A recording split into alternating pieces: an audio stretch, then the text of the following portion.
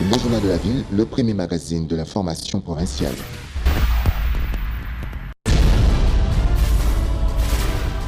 Tout de suite, le journal.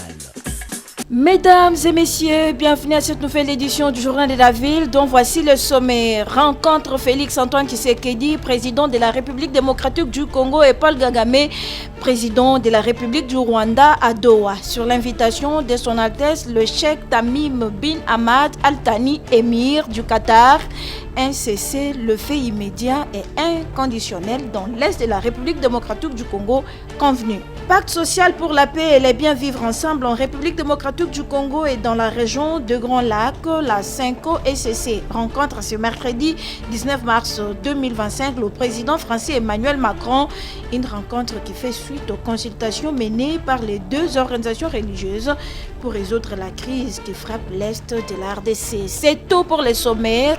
Mesdames et messieurs, encore une fois, bienvenue dans ce journal. Le Journal de la Ville, le premier magazine de la formation provinciale. C'est mardi 18 mars 2025 au Qatar, rencontre entre le président de la République démocratique du Congo, Félix-Antoine Tshisekedi, et celui de la République du Rwanda, Paul Kagame. Les deux chefs d'État s'y sont accordés sur la nécessité de poursuivre les discussions entamées à Doha sous les bons offices de l'émir de l'État du Qatar, Cheikh Tamim bin Hamad Al Thani. L'objectif est d'établir de bases solides pour une paix durable en RDC.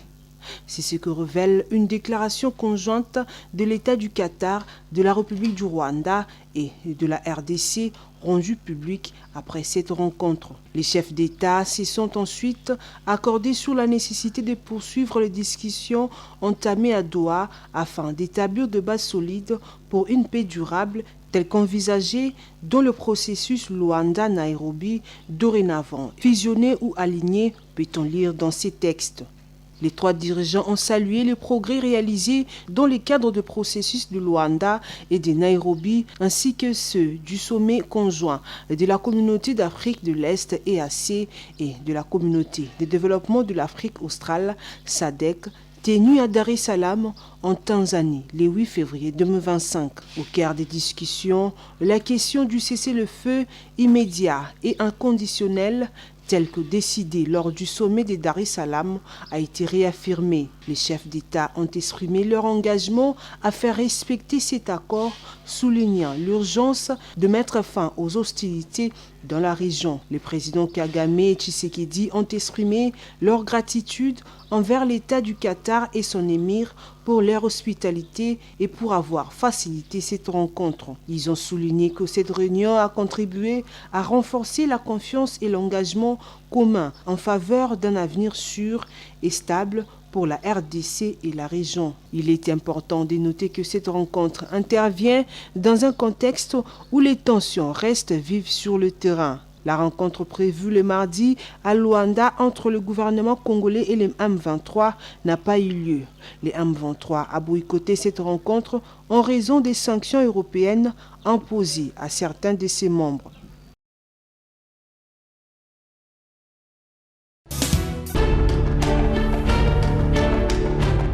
Non, non, félicitations, merci beaucoup. Ça, le travail vraiment des députés. Je suis très content. Merci. Le bureau de la Commission défense et sécurité de l'Assemblée nationale a remis le mardi 18 mars 2025 son rapport sur les auditions des membres du gouvernement en rapport avec la situation sécuritaire qui prévaut dans la partie est du pays suite à la violation de l'intégrité territoriale de la République démocratique du Congo par le Rwanda en soutien aux rebelles du M23. Ce rapport est le fruit d'un grand travail abattu urgemment par cette commission qui lui permet aujourd'hui d'éclairer la lanterne du bureau sur les différentes interventions du gouvernement pour faire face à cette guerre d'agression. Aujourd'hui, la commission défense et sécurité a tenu de venir remettre solennellement le rapport du travail que nous avons abattu presque pendant plus d'un mois. Nous avions auditionné 5 ministres, commençant par le vice-premier ministre, ministre de l'Intérieur, le vice-premier ministre, ministre de la Défense, Madame la ministre d'État, ministre des Affaires étrangères, et le ministre d'État, ministre du Budget, ainsi que le ministre des Finances. Nous avions fait ce travail en rapport avec la situation de l'insécurité ou de la guerre qui nous a été imposée à l'est du pays. Et voilà, aujourd'hui, c'est les jours où ce travail, nous l'avons clôturé et il fallait remettre ça parce que c'est le bureau qui nous a donné ce travail. La suite est réservée aussi au volet, c'est le bureau qui saura la suite de ce rapport. Parce qu'on ne peut pas le divulguer, il faudra que ça soit exploité d'abord par le bureau. On pourra discuter de la question au cours de la plénière. Il faut noter que les membres de la Commission défense et sécurité étaient obligés d'écourter leurs vacances parlementaires afin de répondre à l'appel urgent du bureau de la Commission pour procéder à l'audition pendant plusieurs jours de quelques membres du gouvernement autour de la question sécuritaire à l'est du pays.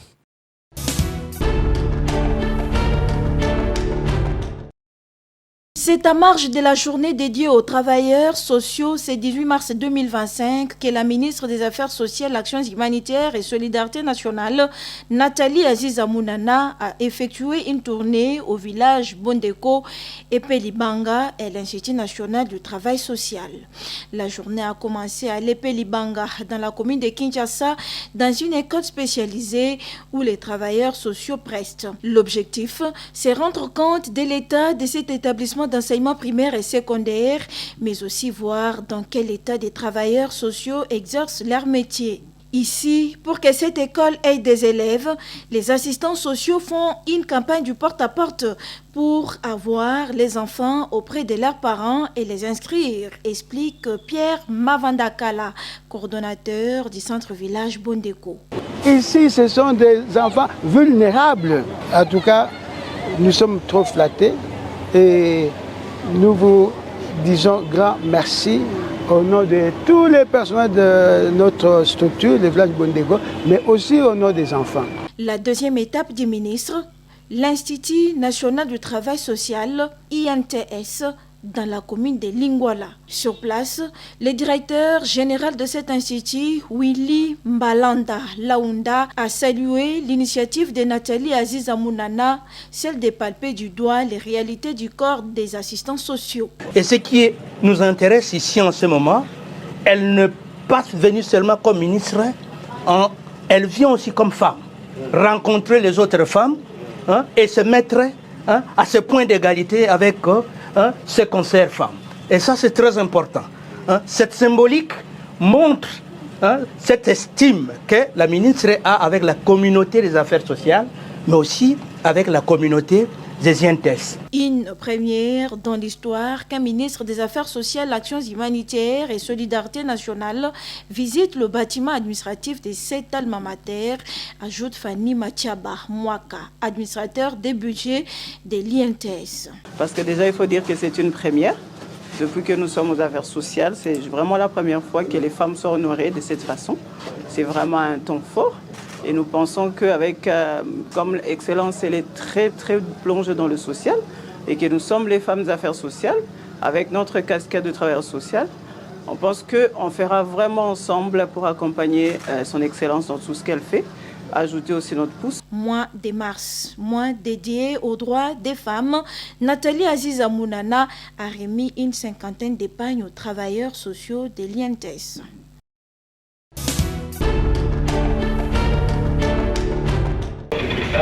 Nous sommes au mois de mars, mois dédié aux femmes et au syndicat national des techniciens en développement rural et travailleurs du Congo, Sinatederco, membre de l'INAP. Les femmes sont mises au centre des ambitions avec l'élection de cette coordination de la cellule nationale des femmes Sinatederco qui vient d'être mise en place à l'issue des élections qui se sont déroulées ce mardi 18 mars 2025 à Mélévé, cadre choisi le Centre pour handicapés physiques, composé de 14 membres élus aux différents postes stratégiques Sinatederco Femmes.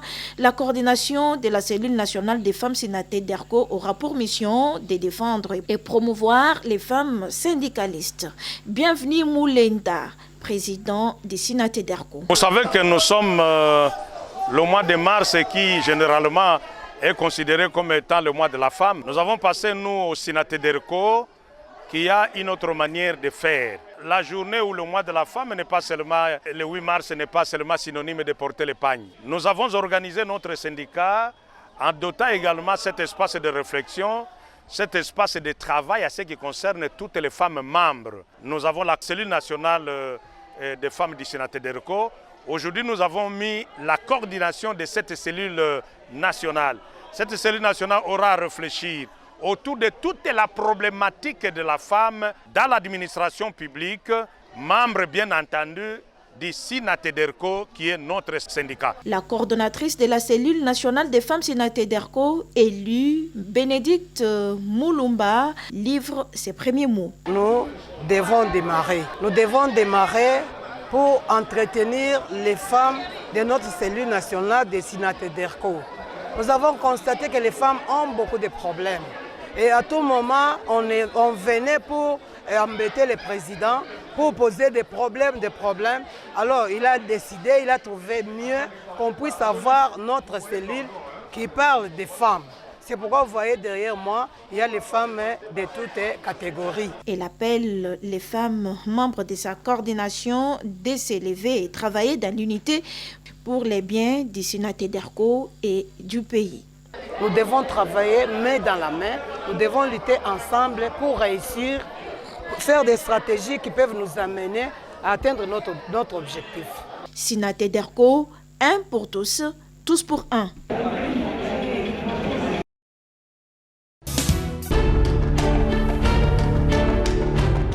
Ouvert le samedi 15 mars 2025 à Kinshasa, Sélé, Kinkole, à l'hôtel Milnok, l'atelier résidentiel des syndicats élus du ministère de l'Éducation nationale et Nouvelle Citoyenneté pour analyser de fond en comble la situation qui prévaut au sein de leur ministère s'est clôturé ce lundi 17 mars, sanctionné par cette déclaration. Nous, syndicats élus du ministère de l'Éducation nationale et Nouvelle Citoyenneté, avons analysé de fond en comble la situation qui prévaut au sein de notre ministère et avons fait les constats suivants. S'agissant du récent accord de Bibois, le statut particulier négocié est toujours en souffrance.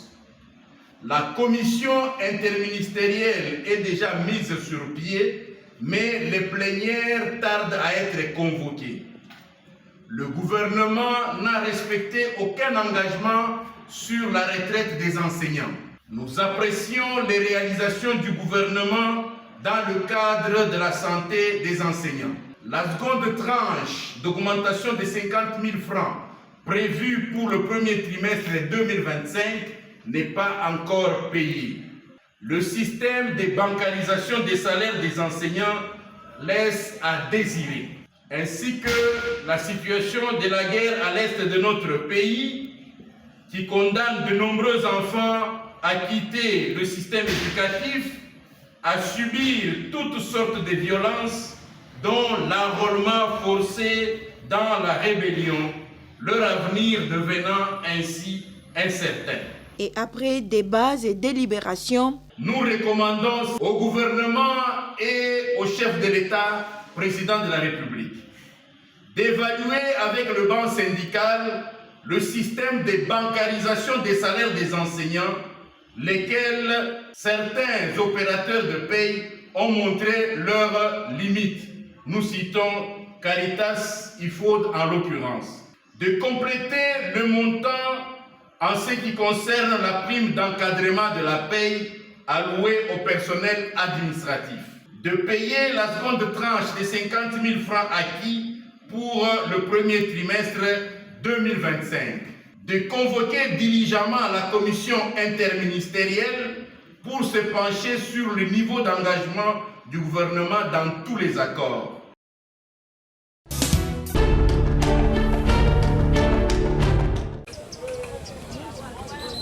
Les commerçants et commerçantes du village Menkao, plus précisément au quartier Mukanga 2, souhaitent à tout prix que ces coins de la ville soient opérationnels pour les permettre d'évacuer leurs marchandises, entre autres les feuilles de manioc, citronnelle, noix de palme et autres. À en croire les vendeuses qui habitent les villages environnants, il est difficile de se déplacer pour les centres-villes avec toutes les marchandises. En manque de visiteurs dans ces quartiers, leurs produits chôment.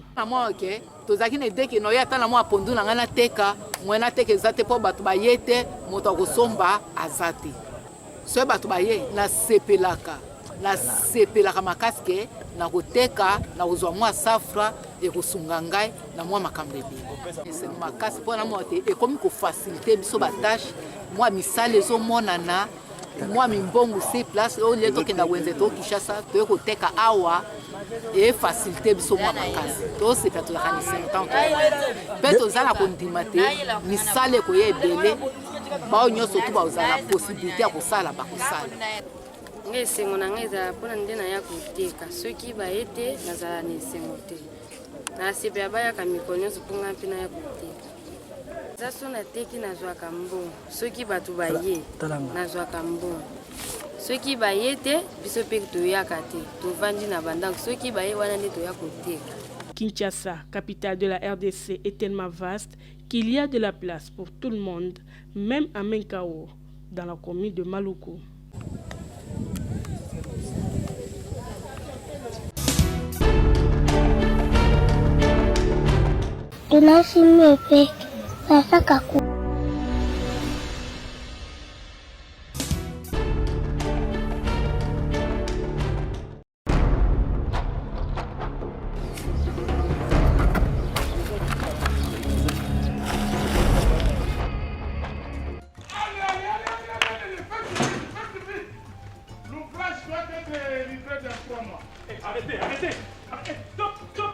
Monsieur, qui êtes-vous et qui est derrière vous? Je suis chargé des audits et enquêtes à l'ARMP.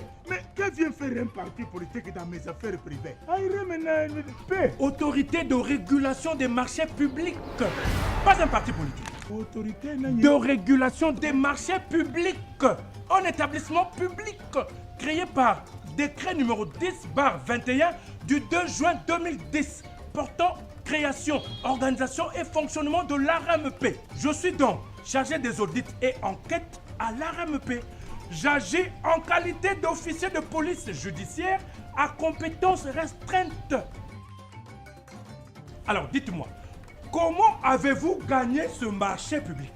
Monsieur, vous êtes venu perturber mes affaires, rien que pour venir me poser la question de savoir comment est-ce que moi j'ai gagné ce marché.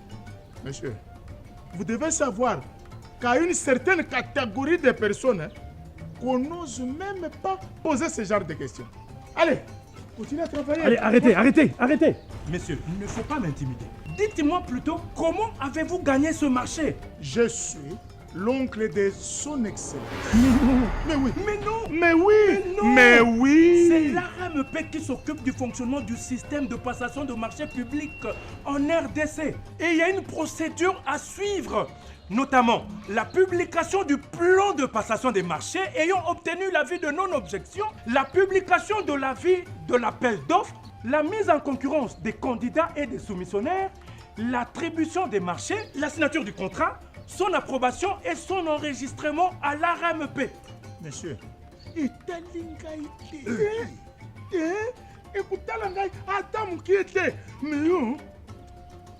Excellence, c'est monsieur mauvais, arrogant. Il a nié toute votre autorité. Mais mon oncle, ce n'est pas moi qui octroie les marchés publics. Nous devons tous nous conformer aux exigences de la loi relative aux marchés publics. Donc il y a une loi, hein? Bien sûr, mon oncle. C'est la loi numéro 10/010 du 27 avril 2010 relative aux marchés publics. C'est tout ce que je lui ai dit. Dans ce cas, qu'est-ce qu'il faut faire? On ne peut pas gagner un marché sur base d'une quelconque relation, car l'autorité de régulation des marchés publics prône la transparence, l'équité et la probité. ARMP.